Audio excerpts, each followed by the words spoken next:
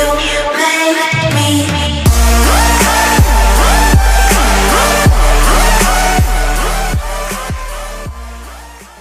Okay. So if everyone wants to start a new document, and the difference here between document and book is that we're looking at in InDesign, it's separate to Photoshop in the sense that we're working with links. So when we're importing an image into InDesign, we're not actually importing an image, we're importing a link. So we're referring back to where this link, this image exists. So as soon as you start linking images, you need to think about your file structure. So I'll show you what I mean. If we open document, firstly we'll start by changing the number of pages. So as mentioned before, we need to be in multiples of 4. So you can have 12, 16, 20, 24, as long as it's multiples of 4, because when we print it, we need it to be working like this. So I'll just add 16. Try to use spacing pages. That means that when you're working in the document, the page will be next to each other, so you'll see it as if it was already in a book. Paper size, we'll do A5. Work in portrait or landscape, but think about when we're printing the book, it's going to be printed in portrait. So if you do landscape, people are going to have to turn the book on its side to read the story. There's no problem with that, just keep it in mind. Now, we're not going to be working in columns unless you really want to, but if you were working in columns, you'd see here, you've got a gutter in the middle, and you can increase the number of columns. Margins, 0.5 was it? Yep. Yep. So we want to unlink it because we're not going to be having uniformed. But 0.5.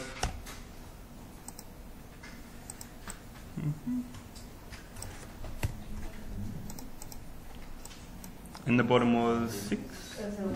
0.7.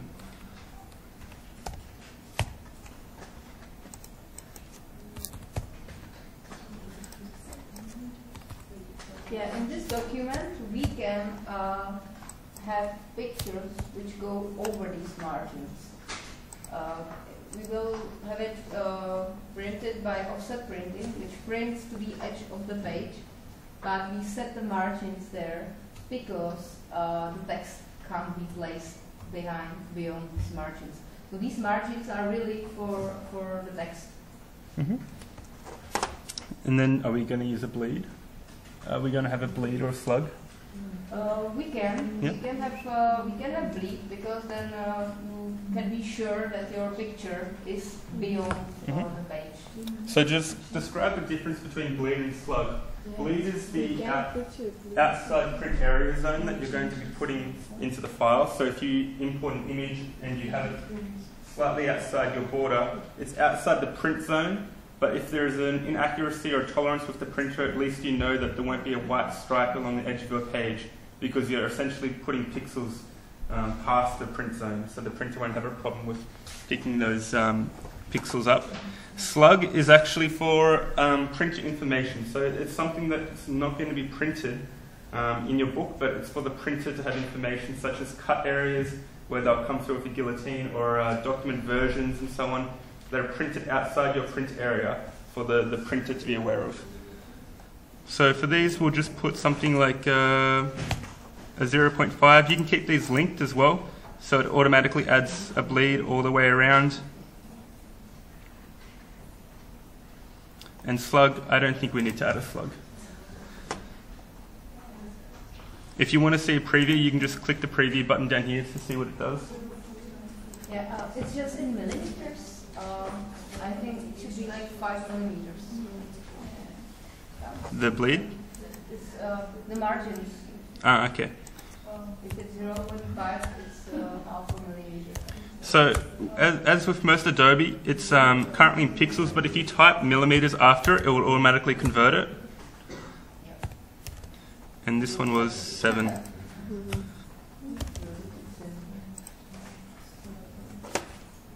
I might just take a photo of that. Whereas the bleed, you can...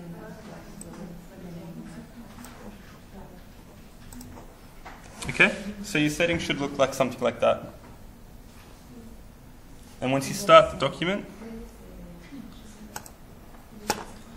you'll see up on the top right, you've got an option called Pages, where you can see all of your pages in the document. And so you can see the first page here is by itself, and then every other page comes in a spread.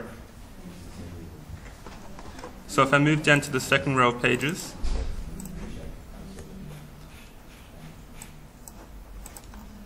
you'll see that that's in a spread. So you'll have page A and page B next to each other.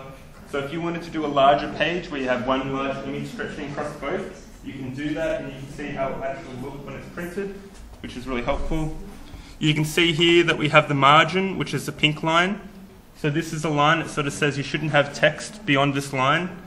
And then we have your page edge, or the print edge, and then the bleed, which is essentially what shouldn't be printed, but it's good to have it there just in case the printer has some inaccuracies and does print it. So that's your page setup. What we can do also is add some templates. So above your pages here, you see we've got masters. Here you can set some templates. So if we wanted to have, say, text on every page at the top here that says, I don't know, your group name.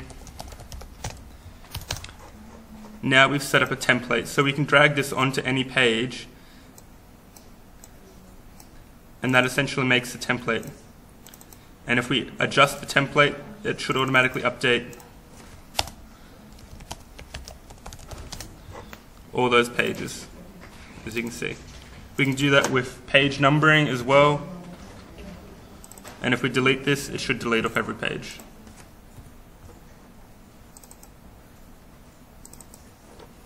And what I was saying about images is if I go and place an image, say,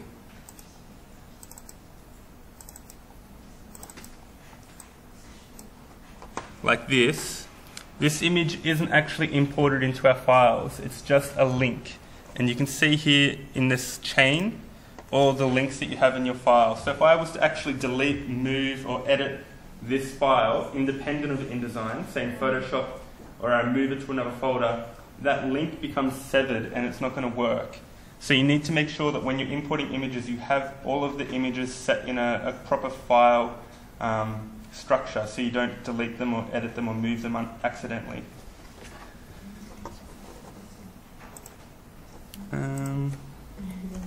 And again, just like most Adobe, to place an image, it's just File, Place, and then you can place any Adobe file. Actually, you can place Photoshop files, which I suggest you do. So rather than working in Photoshop, saving to JPEG or PNG and then importing, always save it as a Photoshop file and import it directly into InDesign.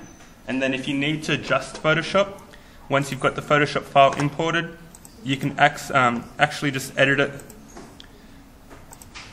through Photoshop, and it'll open up your original file, and then whatever you save here, this automatically updates into the InDesign file.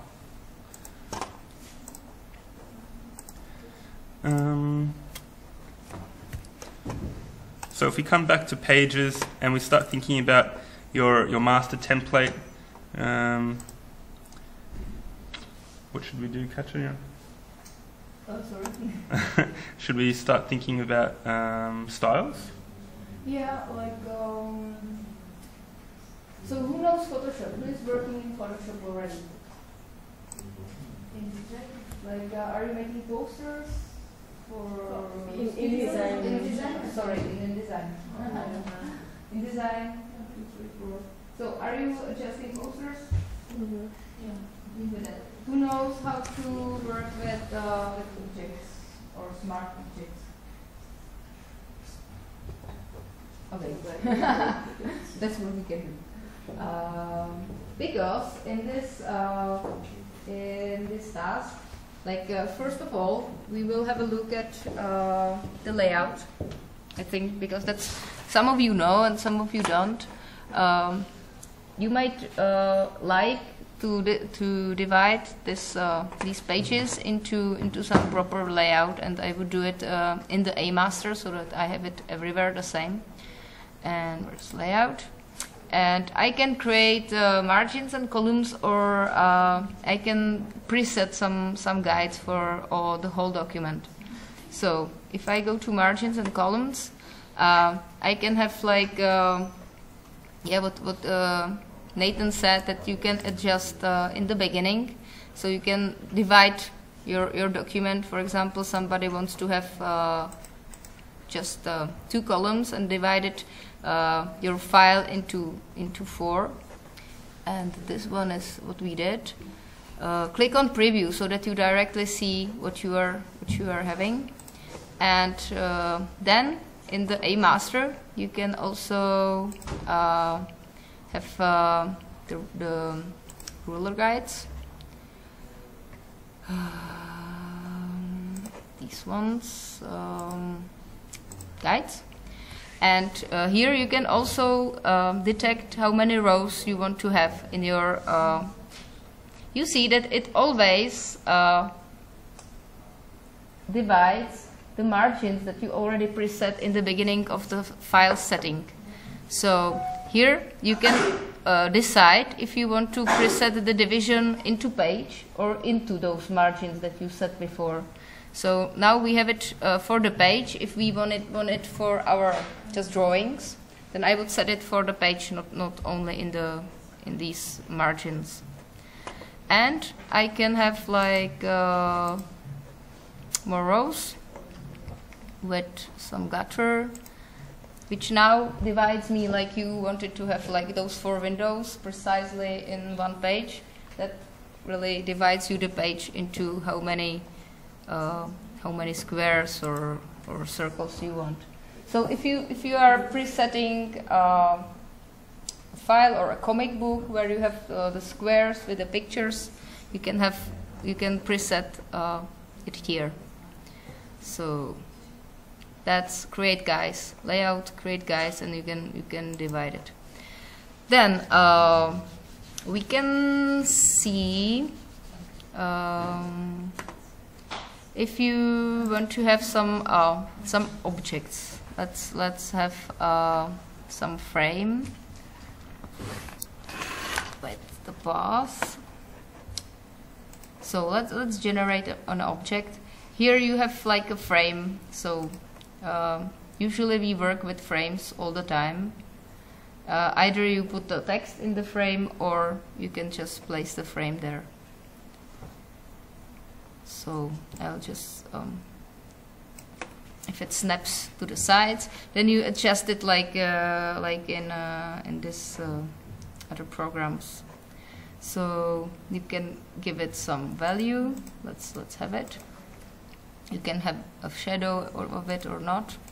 Doesn't matter. You can adjust all the styles, and you can also, which is really interesting, adjust the edge of the frame. So sometimes you may like that your windows will be like rounded, for example, or like different style. Control C, Control V. So I can copy those here, and then when you are placing your image into InDesign, it kind of and if you have this object clicked in, the image adjusts in that object. Or if it doesn't, can we place there some photo or something?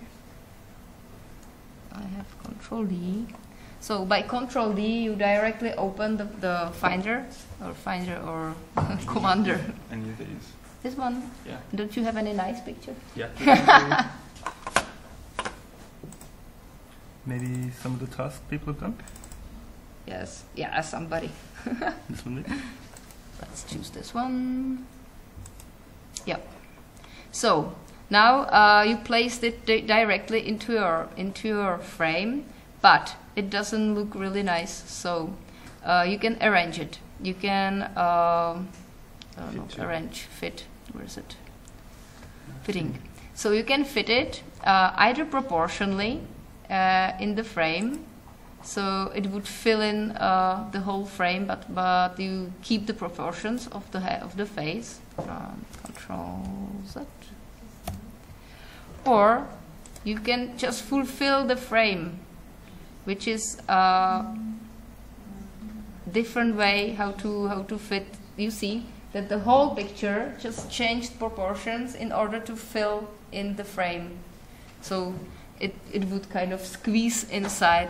Like usually we don't do it because we don't want to distort anybody's face or anybody's hate or whatever.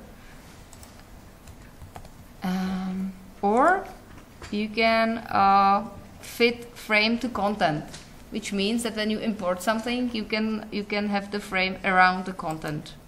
Then you'll see that this was the original size of the image. You have the same frame as for the other images, but and you have the whole image there, and then you would have to kind of play around with that even more.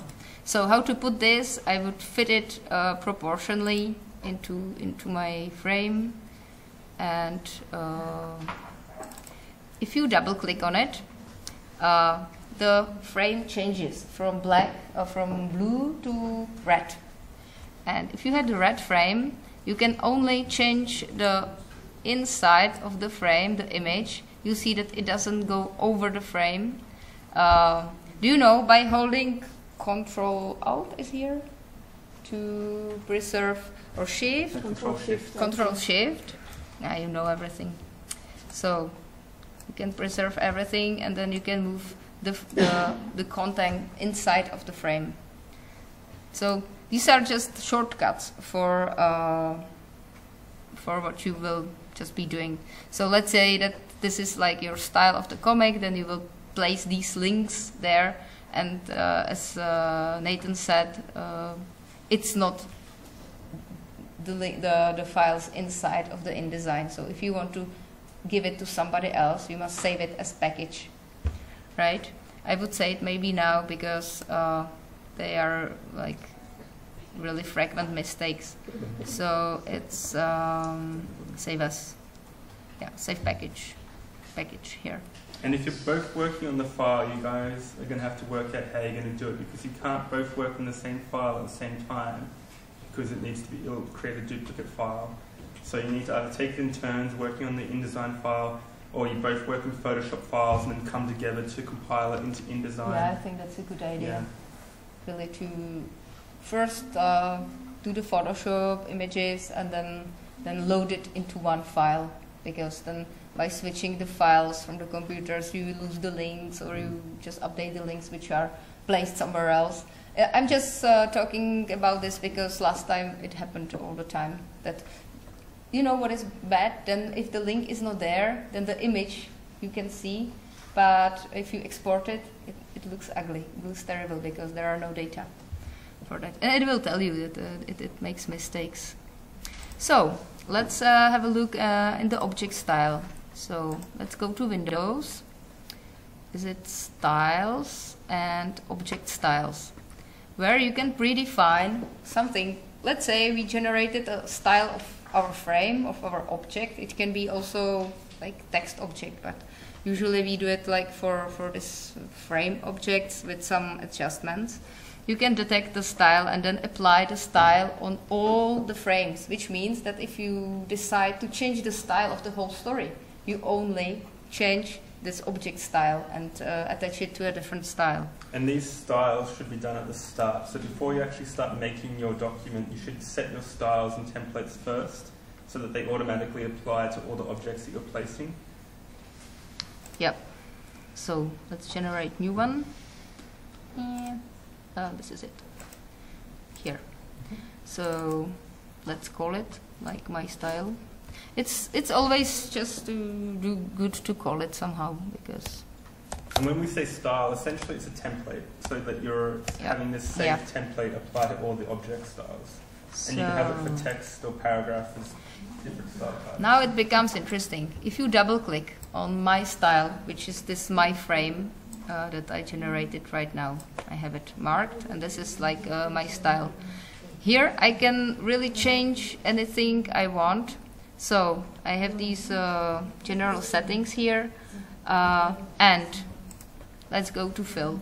So I can say that this will be like whatever. I still have my picture there, so there is no no fill visible, but I can overprint it. And is there some preview, or I don't have the same? Yeah, I think it is previewed. So click on preview in order to really be able to see whatever. So if you change the frame, you see that there is like different color of the frame. If you change the type of the stroke, it's really tiny, but you may see that it changed the stroke of the file and everything. It's really these strokes, even dotted, for example, sometimes makes a good effect on it.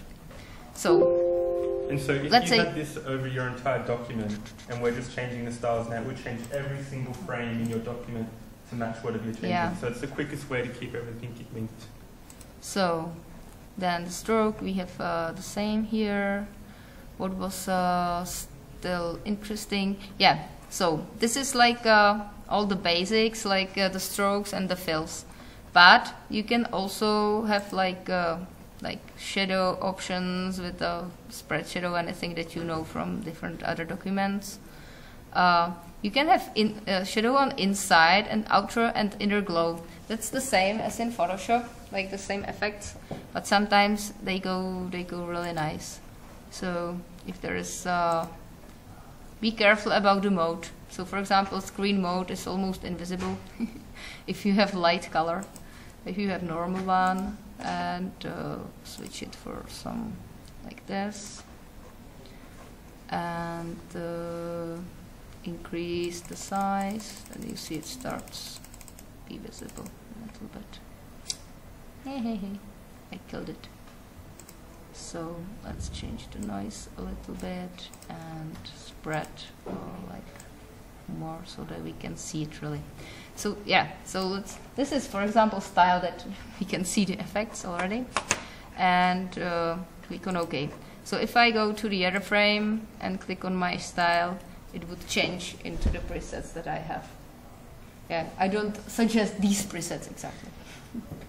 It's really terrible, but you can really have like nice effects on the object styles if you want. And it's really great because then you can change the whole document just by one click. And it's good for some of you. We've talked about maybe having some sort of image style for your entire book. To keep it consistent, I would suggest trying to use these styles where possible rather than doing each image in Photoshop. For instance, if you've got a story about aliens and you want to have like a green tint to all of your images, rather than trying to do them in Photoshop and keep that consistent, doing it in InDesign will make sure it's exactly consistent because it's doing it to every image exactly the same. So it's probably the better way to do it. Yeah, exactly. So the same style can be applied, who know paragraph styles? Yeah, same. Great, thank you for interaction, that's good. So the same for paragraph styles. There is much more to say about it, but let's go really fast about this. Then let's see if you then. So let's get to new one, paragraph style. Let's write something first so that we can really see the effects right away.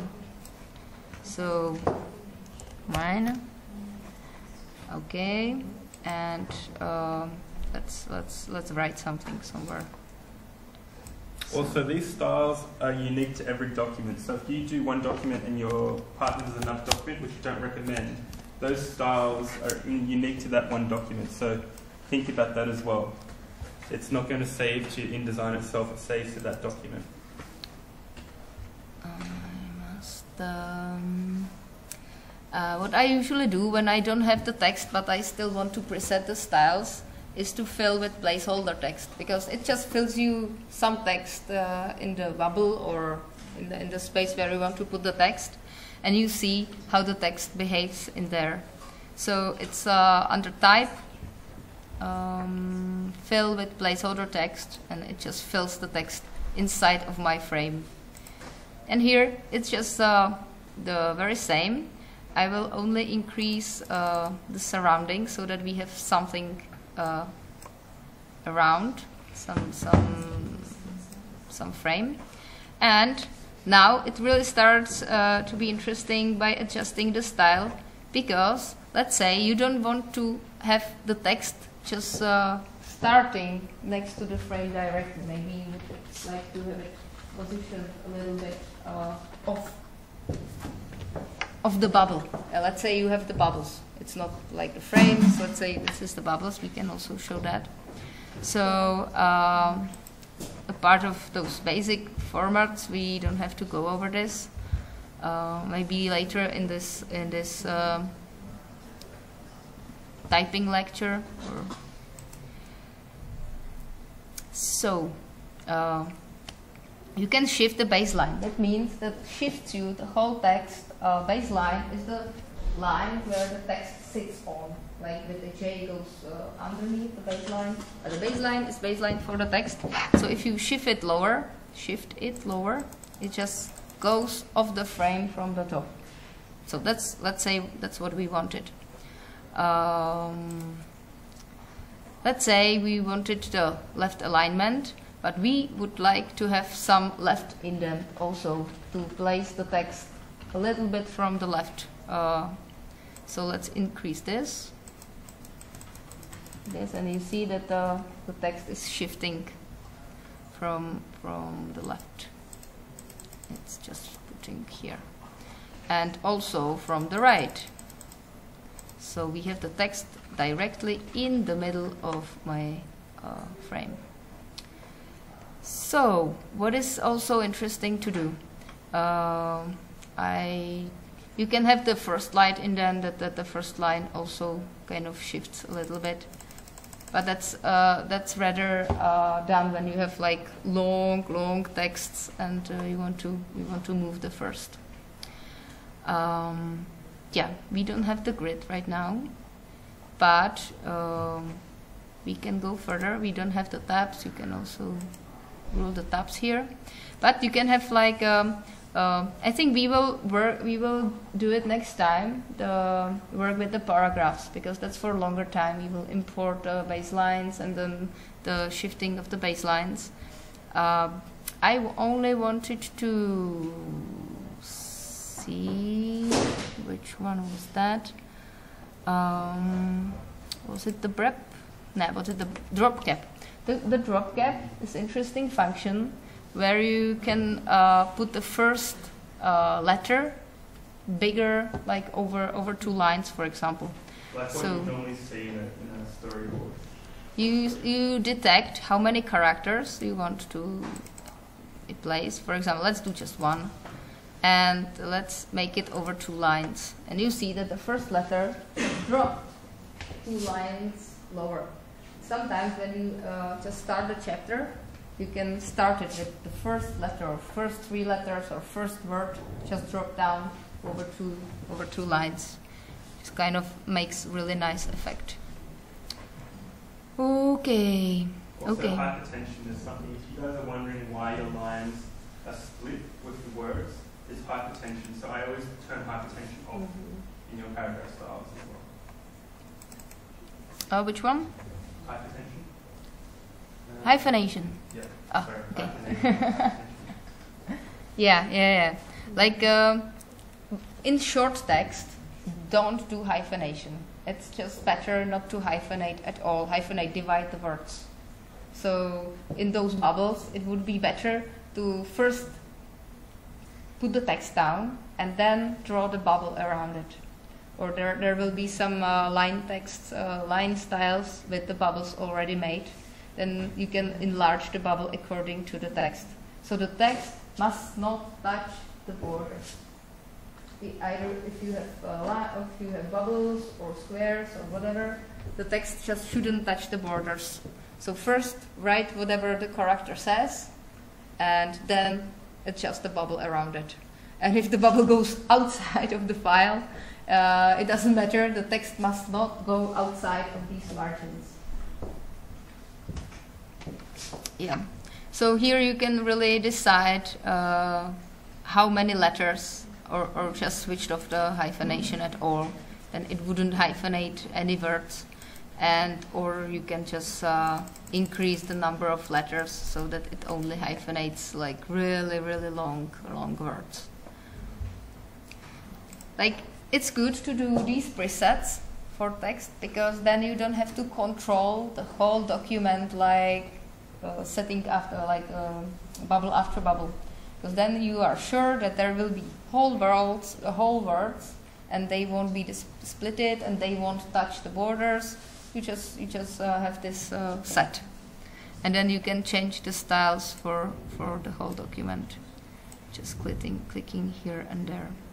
And you can have multiple styles as well. So maybe you'll have one style for like text body, another style for like headings, and maybe another style for like speech bubbles. And you can make as many as you want and apply them as many times as you want. It's interesting. So, yeah. Here I am. So I decide next time we will work with the longer text. You have maybe longer text on one side and then the pictures on the other side. So we will just try to show how to work with the longer text so that it looks good on the page. And next time I think there is this typography lecture also. So I will be talking about text and letters and type styles. More what is used on screens and what is used for reading and etc. Which I should be there. Yeah. So and then we will check.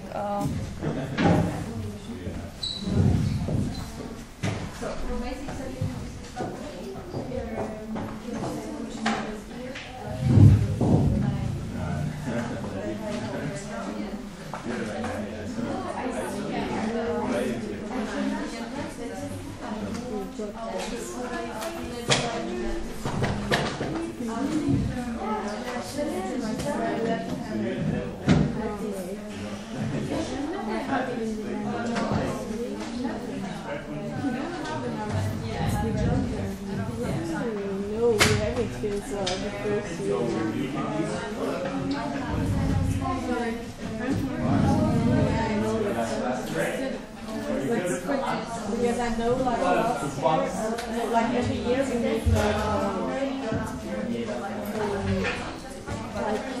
we always make student trip. Like you have to make every year we make sex about it and some stuff. And like in the third year you really have to make like the book, and then you really have like also the year you have to do everything, and we really have but you don't get grades, but just for yourself.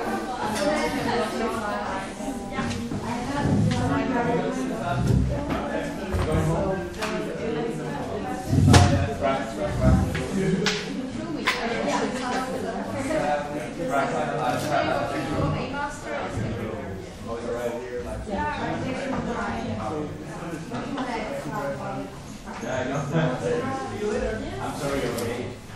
So like it's one but I try to do it like things away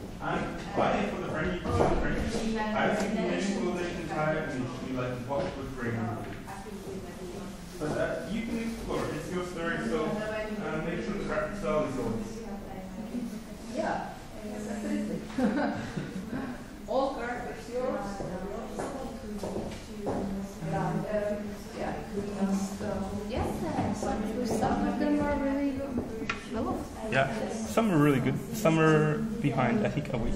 They need lots more times, yeah. Yeah, I don't even know what is it about. Which one?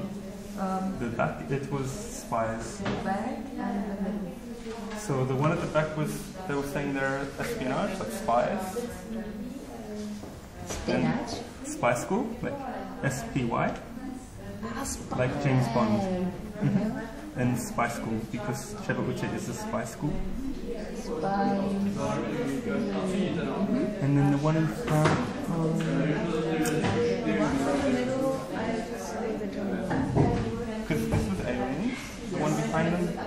aliens, I have plans, I have oral craft.